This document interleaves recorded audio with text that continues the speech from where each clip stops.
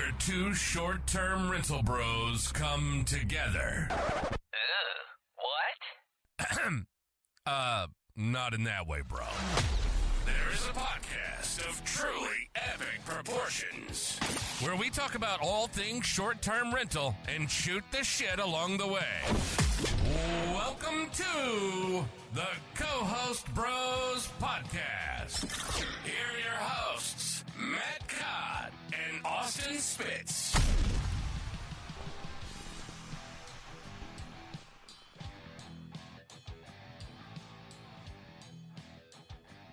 Hey, everybody, welcome to another episode of the Co-Host Bros Podcast. My name is Matt Codd, and I'm here with my good buddy, Austin Spitz. And today we have a special guest, Mr. Mike Anderson from The Matrix. No, I'm just kidding. So what's going on, Mike? Hey, what's going on? Yeah, I had to go through all of elementary, middle school, and high school hearing Mr. Anderson. Mr. Anderson. Yep, Yeah. yep. Still get it once in a while. So yeah, guys, thanks for having me. This really cool show. So yeah, excited to be here. So the reason we had you on is I saw you comment on a post on Facebook, and you had gone from like 2 to 18 properties at the time in under a year. And I feel like that's going to provide a lot of values for our listeners. So let's talk about how you started into short-term rentals in general, and then we'll just, peel off from there. Yeah, absolutely. Definitely. A lot to get into. So to understand where I am now, let me give you a little bit of a history of my business past. So when I was 24 years old, well, let's get this out of the way. I work a full-time job now. I worked a full-time job then. This is kind of my side thing. About 10 years ago, 24 years old, I'm 36 now. I started a side hustle doing DJing and photo booth rentals for weddings, private events, stuff like that. So that was a hot thing at the time. So I got into that. I was doing both the DJing and the photo booths. The photo booth started to take off a little bit. I didn't really intend for it to be a business. I didn't know anything about running a business. I didn't know anything about scaling a business. I just wanted to make an extra $200 on the weekend. I thought that would be pretty cool, right? To have a little spare cash. It turned into, 300 events per year, running 7 events at a time, 6 part-time employees. So I learned hard business lessons, right? I didn't know business. I just was doing it myself. I was just figuring it out. I was starting to figure it out. So I did that for about 7 years. Got into my early 30s. I was just like, this is just too tiring. I'm wearing myself out. My employees are calling out on the weekends because they're 18 years old and they want to go to a party. I'm going out and I'm just getting too old for this. So I started looking into real estate. I started learning about real estate investing, reading all the Bigger Pockets books, sipping that Bigger Pockets Kool-Aid like everyone was at the time. So I bought my first rental in 2019. It was a little 2-bedroom row home outside of Philadelphia on the New Jersey side. Kind of got addicted to it, started learning how to leverage money, how to force equity, do the BRRRR strategy. So I grew that into within 3 years, about 20 to 25 long-term rentals. So I scaled that up quick. Kind of taking lessons that I learned from my first business, right? Like I just went in with a different mindset. Like, this is what I need. I need my property manager.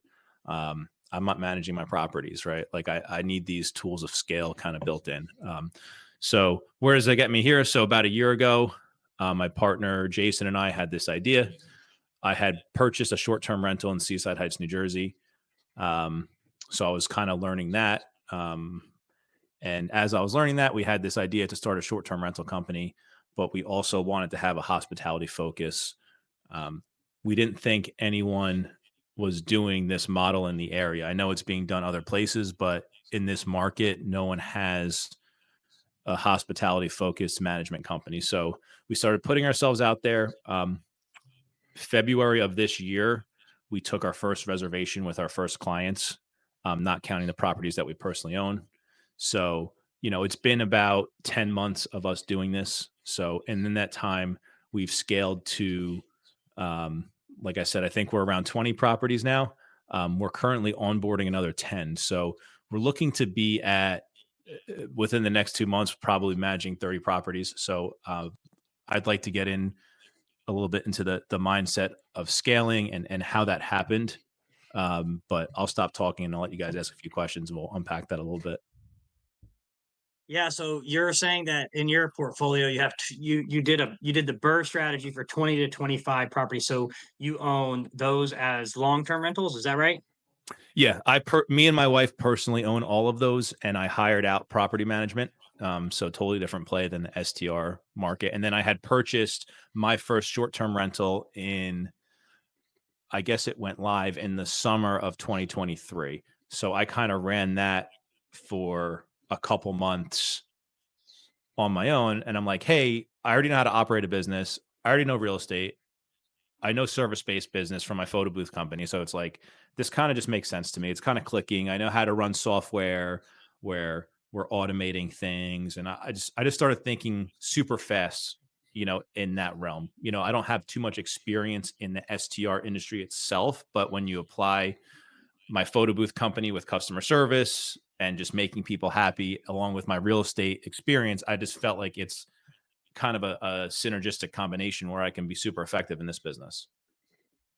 Yeah, dude, that's pretty impressive, man. I'm impressed that you have so many long-term rentals, and then you've also scaled your short-term rental business in such a short period of time. So, like, what does the vacation rental look like in your portfolio? Like, describe your, I guess your niche rental house, Mhm. like like people that are in the beach houses, 5 bedroom, 5 bath on the water. What is like what's something that's in your buy box for something that you would like to manage? Right. So obviously in the beginning, you take whatever you can. Um, I Absolutely. think we're just kind of getting to the phase where we have our brand identity and we're being selective about our clients and our properties that we take on. Um, we shoot for obviously the larger luxury properties. So Seaside Heights is undergoing a redevelopment. If you look at the history of the last 15 years of Seaside Heights with Superstorm Sandy and a pretty bad fire that took out a lot of the town and the boardwalk, Seaside's redeveloping very nicely. So there's a lot of new build, new construction. Um, I like a little bit of both. I consider my 2 bedrooms kind of like my tried and true, like for occupancy, even in the off season. So it keeps operations going, right? Keeps my cleaners working. It keeps my operations manager working, even though we're not really making much on them. Like it just keeps the machine going to keep us, because I think it's important to keep it a year-round operation because it's really a seasonal market, but we can't operate if we're only in business 10 weeks out of the year. But we obviously target the bigger 4 bedroom, 5 bedroom houses just because the rates are better, so that's what we want. We're trying to push an image, of higher end, we're super specific with our owners about what amenities will be provided. We have a standard. These amenities, for example, sheets, towels, a Keurig machine, we require all of our owners to have. We will stock the K cups for them, but when you stay at a Breezy property, that's their company, Breezy Beach Stays. When you stay at a Breezy property, you're going to get a consistent experience. And that's kind of been a core principle for us. So if you went from in a year 0 to 20 properties, let's just say that, what do you think what's your secret to, not your secret, but like what has been the big key needle mover? Like what has gotten you so much momentum to where you were able to go from essentially 1 to 20 in such a short period of time? I think a lot of our listeners want to know, like, what'd you do so correctly? What Right, happened? right. Yeah. That's a really good question. So So, correctly. yeah. I Well, like it. like I said, I mean, correcting your past mistakes. Alex Ramosi said something that that resonated with me. Right. I think of it as like there's different levels of like kind of like a video game, right? And like every level you have to solve a new problem that you didn't know was a problem, right? Like when Jeff Bezos was driving books to the post office to deliver on Amazon, he wasn't thinking of logistics of worldwide warehouses and how to route packages, millions of packages a day, because he wasn't solving that problem yet. He was just solving like, how do I get these books to the post office by the time the post office closes? So like, you don't know what you don't know. So by the time I started this business, I had already done the photo booths. I had already done real estate. So my partner, Jay, I had just told him from the beginning, like, hey, we just have my property and your property right now, but we're going to figure out how this business is going to work running the two properties. Right. So whatever works on two properties needs to work at 100 properties. That's what I would say. So I need a PMS software. I needed an accounting software. I need purchase orders, a purchase order, work order, maintenance software. I need an app that schedules my cleaners and automatically pays my cleaners turnout. So like for two properties, you can text cleaners, you can text your guests check-in instructions, no problem. But when you scale that up to 100, that doesn't work, right? So you have to figure that out before it's a problem. And I attribute, and I don't want to say it was easy, but the ease of scaling to those principles. And we didn't fall on our face. Like it was obviously tough, but I still have a 4.97 rating on Airbnb. I didn't get my first review under 4 stars until I had under 5 stars until I had over 100 reviews. So like we're still super like focused on the guest experience. Like I'm not willing to sacrifice any quality at the sake of scaling, right? So whatever scale I do, whether it's 100, 200 properties, everyone's going to have that same experience. Like I'm only hosting that one property. Like it has to feel that way. I just had a similar discussion today with a group that I'm a part of, and I think the way you were looking at it is the way that I would look at it too. So you're looking at it as in I'm looking at this business like 5 steps ahead, and what I'm going to do when I'm scaling, right? I'm getting prepared to scale versus scaling and being like, oh shit, I have to flame out the fire and keep going, right? It's great to have you on here because it's kind of a segue into that we want to dive more into with other entrepreneurs that aren't just in the short-term rental space. So the fact that you have 20 long-term rentals is awesome as well. So I actually have 2 questions. So I'll ask the first question and then I'll ask the second one after. But the first one is, how long did it take you to get your first contract signed? And what did you do to target these people? Did you cold call them? Did you skip trace them? Did cold call them? Did you send them a letter? Did someone just randomly run into you and you're like, fuck it, let's do this? Like, how did you do that? Like, what did you do? We had a couple different strategies. Direct mail was one of them. But the strategy that worked, which was the one that I suspected would work best, was shamelessly blasting Facebook posts in local owner groups all day, every day, and being super like Breezy is the best. We are Breezy Beach Days. We're here to manage your property. We're going to make you money. We're here to make you money. And we still do that every day. And people are probably tired of seeing us post.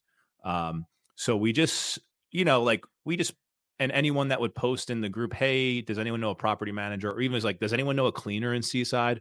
Or does anyone know someone that can bring up my trash cans because I'm getting citations from the town because my guests aren't bringing the trash up? So like we would look for those little pain points and try to hit it. And, like obviously in the beginning, we were aggressively going after people, but then, now our clients are our ambassadors. As soon as someone posts in a group, I'm looking for a property manager, our clients are right in there. Hey, call Mike, he's the best. So, we're trying to build that, like we're trying to build more than a rental company too. I'm wearing, there's no video here, but I'm wearing my company sweatshirt right now, right? Breezy Beach Days. Like we're trying to have like cool clothing, cool merch, like a little bit of an experience, right? Like we're still at the ground floor here, but I want to be integrated in the community, right? Sponsoring local events and just be basically a household name in Seaside. That's really what our goal is. So a lot of your clients essentially came from your like helping, you said, postcard blast and then helping via like Facebook. So a lot of people were chiming in and recommending you. So almost like Facebook referrals, postcard blast, right? The postcards didn't work. Okay, gotcha. Yeah, we blasted those out through like PropStream. We pulled the list. They weren't effective, but we also only did one round of them. Sure. The Facebook was the bread and butter, and it was just us combing through the posting, saying, hey, we were posting stats from like our 2 properties and like trying to make it look like obviously like we were a management company, but we just, so at least we had that, like we already were managing properties. So that's kind of like your foot in the door. And then, you talk to one person and they like what you have to say. And then, we picked up our few first clients right there in like February. And, the point it's at now is like we're still marketing and advertising, but people are calling us. They see our website, they like our website. And so it's starting to snowball a little bit, which is nice. Yeah, I think the mail you have to do it several times, and I don't know if you were sending mail directly to vacation home owners or you were sending mail just to a bunch of people at one time, right? You have to be super targeted with that, unfortunately. My other question, though, since I was so rudely interrupted, no, I'm just kidding. My other question was, so how did you get your first long-term rental? How did you do it? Like if I wanted to go buy my first long-term rental right now, how would you suggest that I do that?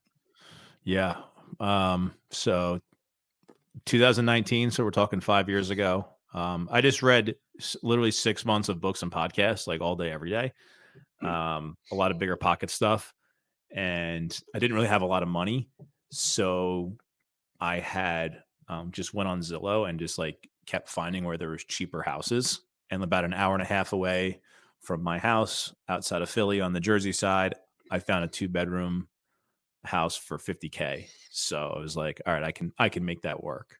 So I purchased that. I went to a couple meetups. I met a property manager. He was newer to the business at the time as well. I didn't really know he was newer to the business. I was like, hey, this guy knows what he's talking about. So I kind of hired him. He became a little bit more of like a little bit of a mentor. I think for some time he saw I was serious about, like scaling. So he brought me a couple deals. But to answer your question, it was some cash I had saved up for my business. I was able to get into that. I used a little bit of private money to get my first deal done, and I pulled my money out of that pretty quick. I was like, all right, that was cool. Let me do it again. I had my second one purchased within a couple months after buying my first one. I don't know. It's just how I roll. But as far as getting into it now, I don't know. I'm probably not the right person to ask because I haven't really been buying in this current economic environment. But I think if you are looking into it now, like just because I'm not buying now doesn't mean you shouldn't be buying. I'm just focused on this business right now. There's deals out there. People are finding them. I was at a meetup last night. People are finding deals. You just have to have the education. And I always tell people, like most people, their blocker is like, I don't have any money, but the deals are the currency. If you find the deal, the money's going to find you. Trust me. Like work on getting the deal. Don't even worry about the money. The money is unlimited. Trust me, there's money. Don't even worry about that. Find the deal. That's the hard part. I like that you're the kind of guy that just jumps off the ship and doesn't know if there's sharks down there or not, and doesn't really give a shit. So it seems like you just kind of go for it. Like you're just like, oh, like it's the 300. You're like, victory, let's go. Who cares? And that's pretty crazy. And that's great. Actually, I think it's awesome. I mean, you just jump right into it. So as far as your company set up as property management, so you're doing like trust accounting? Is that what you're doing? Yeah. Are you doing it through a trust accountant or software? I apologize. Yeah, no, you're good. So we're full service property management. That was another core thing that we wanted to make sure we did. We didn't want to do the co-host model. We wanted that control where we're receiving the money. It's our listing. We own the listing. It's our reviews. It's our photos. Not only does it represent our brand, but we work for those reviews. So I'm not gonna get you your 100 5-star reviews and then be like, hey, see you later. Thanks for the help. So that's part of it. But yeah, so we're licensed through a brokerage in the state. So we do collect funds and we disperse them to our owners, which it's easy. We purchase everything on their behalf. We handle maintenance, we pay the cleanings, and they just get their net payout every month. I'm using Clearing. Okay, that's what I signed up for. Oh yeah, great software, super powerful. Probably, I'm a numbers guy, so I know how to, it works for me, but if it could be a little overwhelming if you don't have experience in that type of thing. Um, but yeah, definitely a great option if you're doing trust accounting. Yeah, I think another thing, I think you explained it very well, like some of the advantages of property management. I think also like to your point, what I've realized is at 20 listings, like if you're co-hosting all of them, you don't really have a sellable business, right? So if you ever decided to exit at your 20 listings, somebody could come in and buy your management company. And if you have your contract set up to where, you can assign those contracts to, if it was to take place, that a buyout was going to take place, you actually have a sellable asset, right? So if you're a co-host and you're just the owners on all the listings, you have a cash flowing business, but maybe it's not, it may be worth something. It's just not worth as much as you taking ownership of everything, right? Yeah, I mean, I don't know much about the co-hosting space, but it seems like a lot of like I have this guy that links to my Airbnb account and like helps answer messages. Like I'm sure there's obviously like more to it than that, but I think if you're really doing the property management, like you said, building the asset, and I do feel like we're building an asset, right? Because every dollar we've made, we've just recycled into the business. We've never taken any money out of the business. Like we could co-host and make a quick buck, right? Because we really have no overhead, but everything we've made has just gone into growing the asset, which is our company and our brand. So that's definitely what we're working towards. I think the term co-host is so used so loosely. There's no actual like real definition of it. Like, what does a co-host do? It depends on who you're talking to, right? Right. Mhm. Yeah. Because I people think call that property hurts some of managers us co-hosts too. too. Yeah. I mean, that hurts us too. I mean, that hurts the people that are trying to do things like, Mike, that, keep wants a standard, and then you have some shitty co-host person from my name is something from Nigeria and I co-host, that kind of stuff. So you guys is your partner a broker or your broker, or you guys just pay a broker a percentage to be licensed under a broker? So yeah, the way we operate is under my partner. He has the license, and it's under his brokerage that processes all the payments. So we're in compliance that way, without getting too crazy into details. But we run it all through that brokerage. That way, everything's on the up and up that way. So are you full time? Are you full time in your business, or you just own a management company full time? Then you have your long term rentals. Do you do anything else outside of that, or are you just hyper focused on this kind of stuff? Yeah, no, I still work a full time job. I'm a police officer full time, so that's my 9 to Nice. 5. That's And interesting. yeah. This is my, I guess you call it a side hustle, but I'm doing both. So that's how it is right now. So So how does it look for you day to day if you're doing a full-time police job?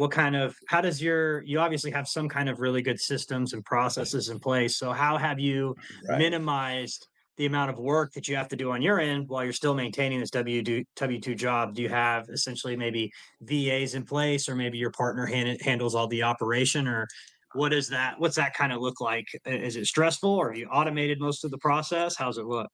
yeah, it's very automated, um, and it's also very stressful. So yes to both. But I'm head of operations. My partner is head of sales, marketing, and that type of stuff, client acquisition. He handles kind of the legal side of stuff. Um, so yeah, basically, like I mentioned before, we're kind of at that plateau where now we're at that next set of problems we have to solve. So we had hired a part-time um, field operations manager in the beginning of the summer. So she works 25 hours a week, and she's on the ground helping check-ins, check-outs. The good thing is all of our properties are within like a square mile of each other. That's like a huge pro that really helps the efficiency of our operations. We just hired our first VA about a month ago. So up until a month ago, we were answering all of our messages. But to your point, we set it up so we don't get that many messages. We do get messages, but we have our touch stay guidebook. We try to anticipate questions before they're questions, right? We use the messages in hospitable to our advantage. So really we don't want people to have problems with check-in, which people really don't, just because we've set it up that way. So we want people to have the answers that they need. Um, when they're in front of them. So it kind of minimizes our involvement with that guest. I think Hospitable should sponsor us at this point. No, I'm just kidding. Also, I'm glad I don't have my bong out. So there's that. So Yeah, that was good. a joke, everybody. That was a joke. Hey, All he's a good. cop, dude. Hey, he's a cop, man. You better be careful. Yeah. What is the legal amount of fentanyl? No, so you ever plan to quit your job? Or are you like just trying to get your pension or what's your goal? What's your main plan? Right now, like no immediate plans to change what I'm doing.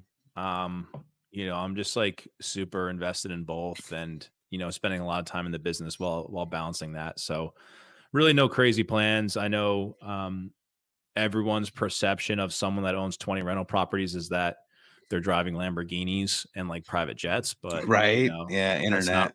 That's not really the case. I'm just working towards, trying to make a more fulfilling life for me and my family and whatever that looks like, just trying to set up some security. So that's really where I'm at now. Just trying to build that, I don't have the level of financial freedom that I want to have. So really, switching careers is not an option yet, but I kind of do this for fun. We kind of joke that I don't even like making money. I just like the challenge of building things, building systems, building businesses. That's more satisfying to me than like being in it to make money. I think that's going to make you a lot of money. So eventually that's like a byproduct, right? Yeah. Yeah. I just like building stuff. That's crazy. I mean, I don't know how you balance that because I know there's like mandatory overtime and stuff, right? And I don't know how you balance that and this. And that's, I mean, do you sleep or what? Occasionally. Occasionally? Yeah, me too. Me too. I'm about a minimal sleep there too. Not often. That is nuts. So what goes into onboarding 10 properties at one time? You guys going nuts or what's that's what we're trying to figure out, right? Because up until now, it's been like one or two at a time, but now like we're hitting level 3, I call it, right? And we're revamping our whole operations platform. We're consulting with someone right now who can help us implement systems at scale. Better project management, right? Because if I'm onboarding 10 properties, I need to know what's going on. And we're very heavily involved in the onboarding process because that just makes it easier. Like I need to know where everything is in the house. I need to know what's in the house. I need to, I need that quality control because everything's got to be the same. Like I can't have this owner that has this system and this house that has this system. Everything's the same. So we don't like strong arm our owners, but like we tell them like, hey, this is how we roll and it works for you because you're going to make more money. Don't worry about it. Like it's a little bit of investment up front, but trust us, we know what we're doing. So, I think we've done it enough times where I have it down to a little bit of a science where, hey, we have our checklist in Google Sheets. It's like it's 150 things that we onboard for every properties and can assign it to my team. And we kind of just do it that way. It's not like super organized, but like that's our next step, right? Because I can onboard one property, but how do I onboard 10 properties, right? Who does what? So that's like the problems I'm working through right now. So how did you, if you're going onboarding 10 properties at once, that's half your portfolio. So let's say, talk to me about this. How did the deal come about? Was it one investor that owned all 10 of these, or did you just get a swing of a bunch of different properties coming in at once? Was it one post that gave you this momentum? Like what's the backstory from half of your portfolio coming in at one point in time? It's multiple. So, the 4 units that we're onboarding right now, it's 4 brand new townhouses that we actually closed. We represented the buyer on the deal. Brand new construction luxury townhouses. He was a guest at one of our properties. Hey guys and gals, I just want to let you know that we're going to be doing a live January 29th at 4 p.m. Central with how to find your next deal using STRIQ. If you don't know what STRIQ is, it's like the Zillow of finding properties based on cash and on cash return. We have an episode coming out, or it may have already came out, with Matt Sanderson, the co-founder. It is really an awesome product. So if you want to see that, just come and check out our Facebook event. We'll also go live on YouTube. If you can't find it, just feel free to DM me. I'll give you the link. Also, want to let you know, if you do want to use STRIQ, we do have a code for 20% off. It's Co-host Bros 20. So if you use the code Co-host Bros 20, you will get 20% off your subscription. So anyway, I hope to see you guys at the live. I want to make sure that you're there because we're going to be giving away some stuff, dropping a bunch of knowledge, and maybe we'll pick you with your question. Who knows? So we hope to see you there, and thanks so much. And he was like, I like how you guys roll. I'm here visiting because I want to purchase something in this market. So I wanted to come check it out. So we showed him a few places. We said, hey, you can own all 4 of these. Wouldn't that be cool? And he liked the idea. So he went in on it, and we controlled everything from the buy to, we linked him with our designer to like, hey, just trust us. We know what to put in these houses as far as like kitchen items and beds and amenities. And like, so that actually makes it like easier for us. I love a blank canvas. The houses that have already been rented that are a little mismanaged are more work. So that was 4 of them. We have another 2 where a developer had built another 4 townhouses, 1 town over in Seaside Park, and decided to rent 2 and was thinking about selling the middle 2, but then they saw how the 2 were performing. So now they're turning those other 2 over for us. That's kind of the same thing where it's from the ground up. We have full input on it. Then we have, so that's 2 leads right there. So that's 6 units. We have another duplex that was a referral from one of our vendors in town. And then we have one guy, we're closing a deal next week on a single family where he found us on our website. He contacted us, we helped him buy it. We consulted him. The great thing too is we have comp data.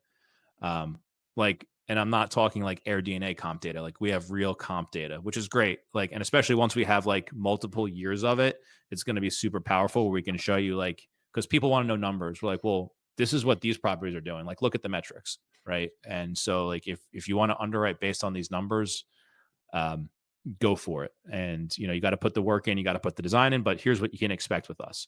So I think that's been a help too. And then the other 1 or 2 that are just random floating out there have just been referrals, people in town. We just try to like help everyone in town. We try to just keep a good reputation for like wanting to do the right thing for the town and just network, and people see what we're doing and they appreciate it. Like a lot of people from Seaside in the area, like they want to see the town redeveloping in a positive way. So when you have guys like us coming in and just trying to make nice rentals and great family vacations for people and great experiences, like people get behind that.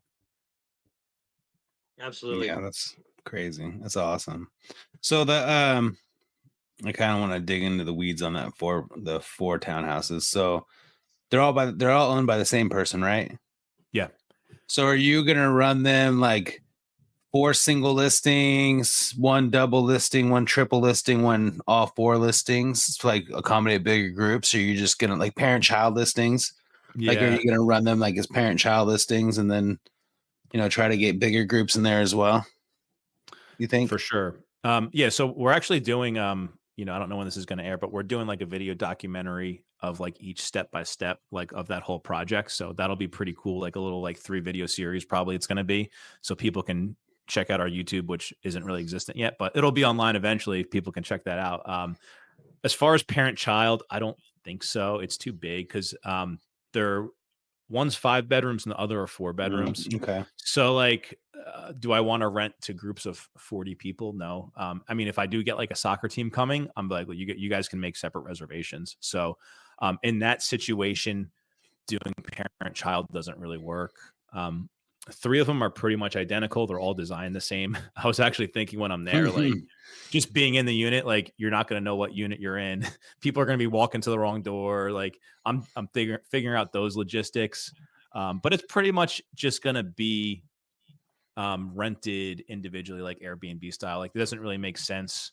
It's not like it's a 20 unit where you can kind of do a hotel type model where you can have interchangeable rooms. It's just not going to work because it's only 4 units and only 3 of them are the same. So just it's going to be like your standard rental for the most part. Nothing too creative there.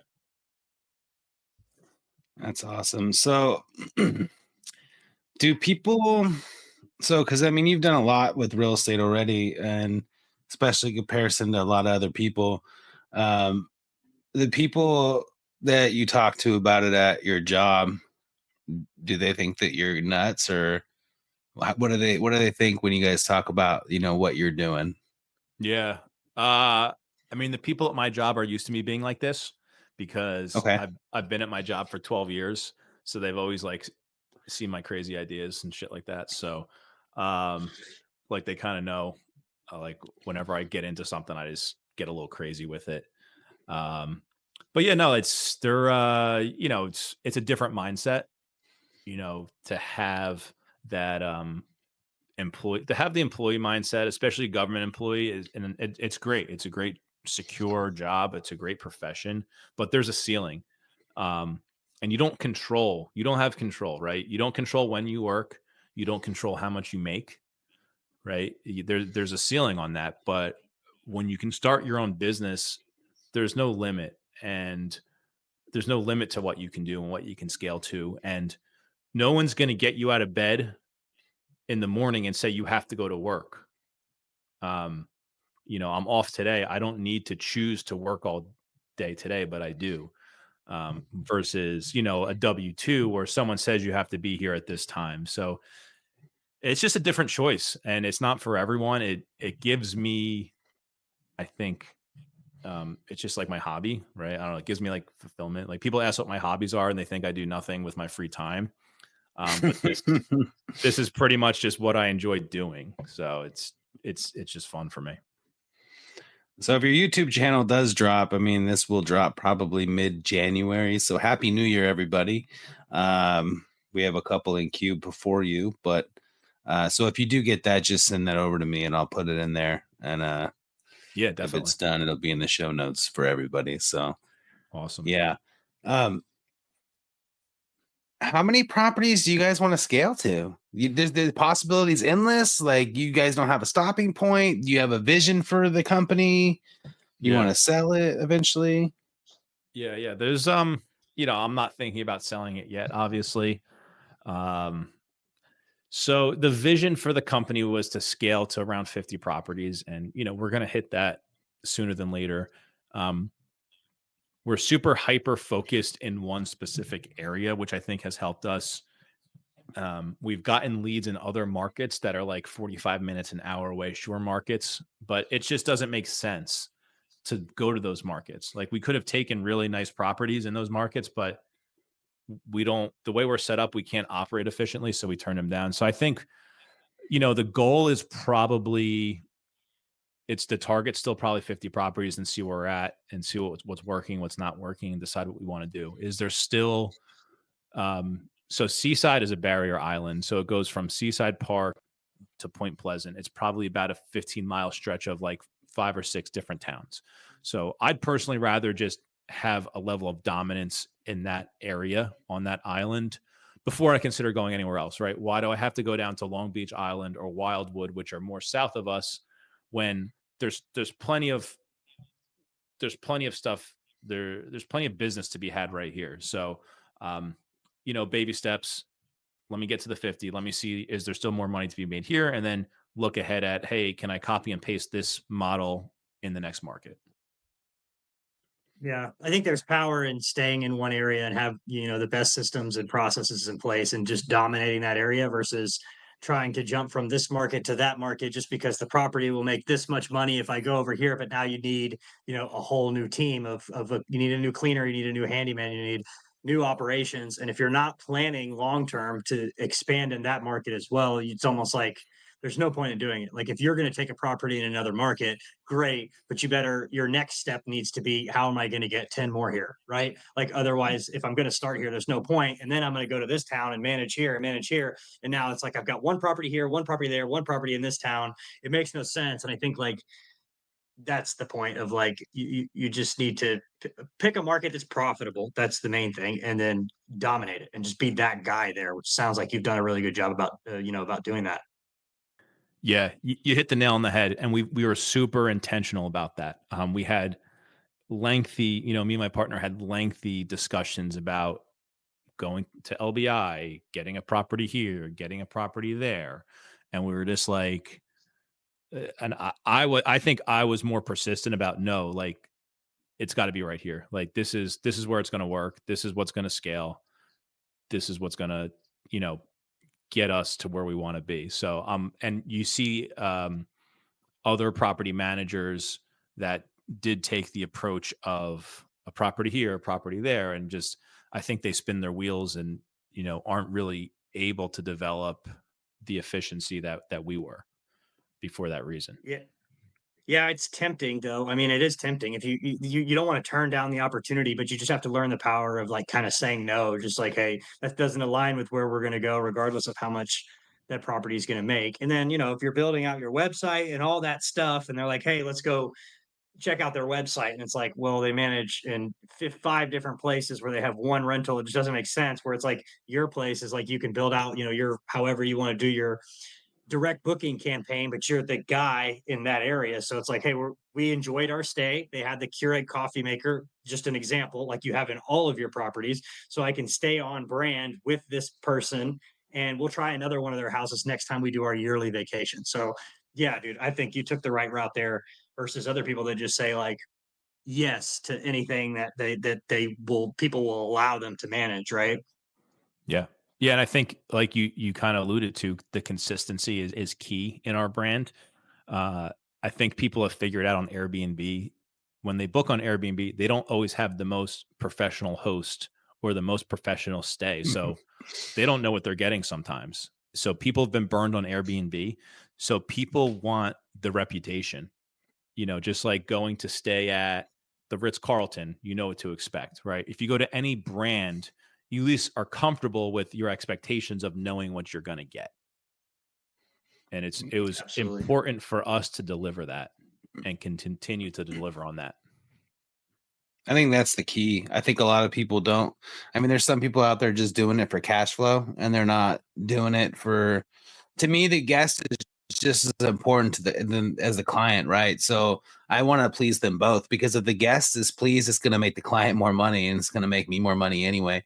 I think the only benefit you'd have if you were to be in multiple markets, I mean, besides from a cash flow point, is if you were in multiple markets with two different seasons, to where you can kind of level out your cash flow throughout the year, right? Versus being over here and over there and everywhere. But yeah, I mean, I think you guys have a solid plan, fill out over there and then maybe branch out from there. And I like that you guys make sure you keep your hands on every property. I know Austin goes through every property that he signs. I like to go to every property. It just makes more sense, because they're not, people aren't going to walk in there and like critique it, I guess you could say, the way that you would. You know what I mean? You walk by like, oh yeah, that's fucked up. Fix that. Yeah, that needs to be fixed. Oh, like my client was like, I was talking to him last week and I said, look, you need to buy safety ladders. And he's like, what? I was like, you need emergency ladders. Your house is on stilts. If the house catches fire and somebody dies in there, there's only one way out, and the guest might claim negligence on your point. So if you have them, then they can claim negligence, but you're showing that you're not negligent, right? You gave them other opportunities to get out, and people don't think about things like that. So I mean, I think it's impressive. I did want to ask though about your operations manager. So your part-time operations manager works in Seaside in person for the 25 hours a week. Yep. So she lives in the area, so it's kind of a hybrid where she can be at home and doing office work. So yeah, and that just like you're saying, we're so hands-on that I can't. It's great that we have her, because I can't walk through the properties anymore. I have to put blinders on, because I start seeing things that to me are issues where you start to see little things like this cleaner didn't set this curtain this perfect way, right? Like just little stuff, right? Or this doorknob's loose. So she kind of like keeps up on that. She manages the cleaning teams, make sure they have what they need, right? We have our cleaners are contract, but we have a lot of control over them, right? We supply their supplies. We schedule them. So it's a good relationship. But yeah, she is boots on the ground. She answers messages during the hours that she's working. So coordinates early check-ins, late checkouts. If the cleaners need something, she's right there. But we have to have, like I mentioned earlier, like I need full control and I need eyes on the properties for all the littlest things, right? As little as, hey, this is a exterior door, but you can lock it. You can lock the knob from the inside. And so that's great if someone, but eventually someone's going to leave the house and someone's going to turn that lock to lock it, but they only have the code for the keypad, right? Yep. So it's like, I can't have people locking themselves out of the house, right? So the second I see that, I'm like, nope, you got to change that doorknob, right? Yeah. We put the little like keys to get into like the privacy doors, like the bedroom doors, like the little screwdriver keys. We put those above every door frame because we've had kids lock themselves in bedrooms and then the guest breaks the door to get in to get their kid out. Oh, jeez. So like I try to anticipate every problem before it's a problem, right? Like the guests can't accidentally lock themselves out of the property. And if they somehow do lock themselves out of the property, I have to give them 3 ways to get in, 3 extra, backup ways to get in. Yeah. So like, that's like the only thing I could think of off the top of my head. But there's so many little things where I walk into that property. I'm like, nope, this is going to be a problem. We got to change that because I don't want to get the message, right? I don't want to be dealing with the problem. Yeah. Yeah, I get it a lot. Why do you have 2 lock boxes? I'm like, well, one's if the cleaner loses a set of keys, there's an extra set of keys for the cleaner, and then there's an extra key for the guest in case the lock doesn't work. It's like, any way not to be, bothered by some nuance with stuff like that, So what your boots on the ground or with your operations manager, are you paying her hourly or like a salary or commission based, or how are you paying her? Yeah, Or no, him, she works hourly, part-time. So you consider hourly. And we'll give her, if she brings us a lead, we'll give her commission, but primarily she's just hourly operations, cleaning coordination, maintenance coordination. There's just so many unrealized things that you just need to be there for. And I've never, I guess I have experience on a level, but the cleaners are there to clean. And I'm sure that the people that operate their STRs remotely, like that's great. I don't know how I would do that. I'd probably go crazy, but I'm sure people can relate that when something's broken or not working and the cleaner's trying to communicate that to you, like you're not really getting all the information that you need or like the proper info. And that's not really their job. So unless you're kind of paying a cleaner to also be in a way like a property manager, which I don't know, maybe that's a thing, but our cleaners just kind of clean. If there's a problem, they report it, but then like we kind of have to figure it out. Yeah, that's good. I mean, my cleaner, I pay extra, and her husband does my maintenance. But, yeah, I mean, I get it because you need people on the ground to make sure to check the cleaners too, right? You can't be available to check the cleaners all the time, and quality checks do need to happen because things do fall through the cracks. So, I think that's we're huge on that. Yeah, and that's awesome.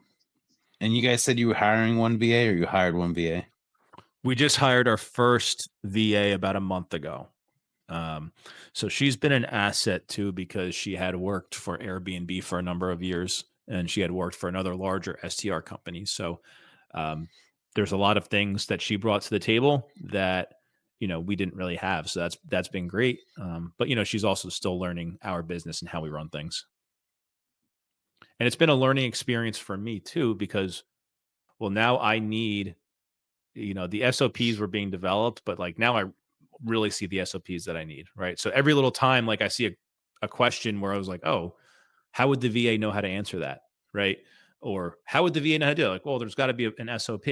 So it's like, you really have to think of everything. There's got to be a way to do everything. And the thing you have to realize too, from a business level, if your employee is doing something wrong or not doing something right, it's, well, why? And it's usually my fault, right? It's like, well, did I not give them the tools? Did I not give them, you can't fault someone for not doing something right. If you can't expect them to know something just because you know it. So you have to give them the tools. So anytime they don't know something or they miss a deadline or even that they're late for a meeting. I'm like, well, what did I do? Like, how could I have done better to make that not happen? Like, so how do I correct this in the future so it doesn't happen again? Right. Even if it wasn't my fault. Well, it's like, well, there's obviously like communication here happening. So like, how do we fix this going forward so it doesn't happen again? Yeah, I agree. I mean, 95% of the problems you have in business with your employees fall on you. And generally it's a skill versus will problem. So, did you articulate the skill and teach them the skill 100%? And, do they know what you need and how to accomplish that? So I think that's great food for thought. I mean, it's a whole skill in itself. And I think, some people managing people, I think, is the hardest thing that you'll do. And really learning that, one, it's your job to hire the right person. So if the person's truly not working out, well, you didn't hire the right person. But if they're struggling, well, why are they struggling? Are you out of touch with their workload? Is something inefficient? You got to talk, and you have to talk to your employees, like what's working for you, what's not working for you. How can I make your job easier? Like, I'm here just to make your job better and easier so you can do a better job and you can be happier at work and be more productive. That's really the approach that I try to take. Like, how can I make this better for everyone? Which in turn is better for you. Yeah. So, Mike, man, we really appreciate you coming on. I think that there's a lot of stuff you brought to the table to help people beginning and people in the midst of growth. I know that I learned a million things from you. I'm sure Austin did too. If you want people to follow you, let everybody know where to find you. Give me all the information. I'll put it in your show notes, the YouTube thing, if you get it all connected. And yeah, man, we appreciate your time. Yeah, absolutely. If you want to check out my STR company, I'm not really too involved with the social media, but it's Breezy Beach Stays. We're in Seaside Heights, New Jersey. You could always contact us if you're interested in that market. We can kind of give you some insights, but check us out. I post random stuff on Twitter once in a while, some random thoughts. Instagram, you can find our Instagram. We post some media content. Facebook, breezybeachstays.com. My personal Instagram is pizza and real estate. Put that in the show notes. I don't really post too much, but I'm not pizza and real estate. Yeah, I'm not like a big social media guy for the most part, but that's where you can find me. So DM about some pizza. Yeah, pizza, real estate, whatever you want to talk about. I like your, I was looking at your website. It looks good, man. I like the way it looks, but then it says like Jersey Shore vacation rental. So that your area is what's classified as the Jersey Shores. Yep, Jersey Shore. I just being from Texas, I just think of the TV show, and I have this like people from Texas probably think we ride around on horses and we all have fun. Cowboy boots. I'm just picturing all these Guidos just checking into your vacation rental. So let's. I know it's not like that, so you can go ahead and dispose of that myth right now. But I was like, oh, Jersey Shore for a second. Well, look, everyone loves the Jersey Shore TV show, including myself. But yeah, Seaside Heights is the town that the Jersey Shore show was filmed in. So we are in that town. The house is there. It's a tourist attraction. People go and take pictures in front of it and at the shore store and all that stuff. But yeah, Seaside is not that. Even back then, that was a subculture, right? I know a lot of people got mad at the Italian culture and what people perceive Jersey as. But I always said, like, yeah, there's people that come down who pride themselves on being Italian and party at the nightclubs, but that's not that's not what New Jersey is. That's just a subculture. Like, there's subcultures everywhere. Like, that's not all the Jersey Shore is, right? It's a family destination. There's nothing like going on the boardwalk, getting some ice cream, going on the rides, the smell, the sound, like that's just like magic to people around here. Like, people like live for that and coming, a drive-in market, it's like people just have those nostalgic memories of growing up at the shore and just being at the beach and with family and going fishing, going on the boat. It's just about like, it just brings families together. It's what the shore is. Yeah, absolutely.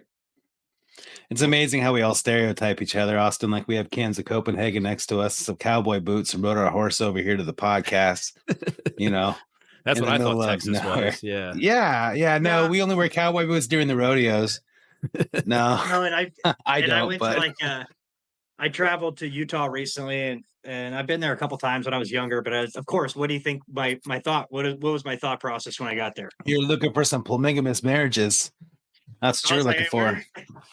yeah, it was just like where are the Mormons at? Like where Yeah, they yeah. at? Like, and I'm Yeah. probably just normal people, but I've just seen too much TV, and it's just it wasn't like that. But that was me going into it. I don't know. It's just funny how every area has a certain, I don't know, either TV show or stereotype or something about it. But yeah, I'm well aware it's probably nothing like the TV show made it out in my head. But anyways, Did you go to Utah to scale your marriage? No, I'm just kidding. Oh, My God. well, there's some good ones for you guys right there. So we hope everybody enjoyed the episode. So like and follow. That's great. Oh, I'm almost in tears. All right. Well, let's wrap it up, fellas. Cool. All right, peace. All right, thanks for having me. Appreciate it. Hey guys, thanks so much for listening to the show. We just want to say thank you. And if you get an opportunity to rate us on your favorite podcast platform, that would be awesome. Also, if you have another chance, just give us a follow on YouTube, Instagram, TikTok, Facebook, pretty much everywhere you can find us. I really appreciate y'all listening. If you have questions, please hit us up, info@cohostbros.com, or just shoot me a DM, shoot Austin a DM, and we'll get your questions on the show. If you want to be on the show, hit us up, info@cohostbros.com. Thanks again for listening, and please just leave us a review. Thanks, everybody.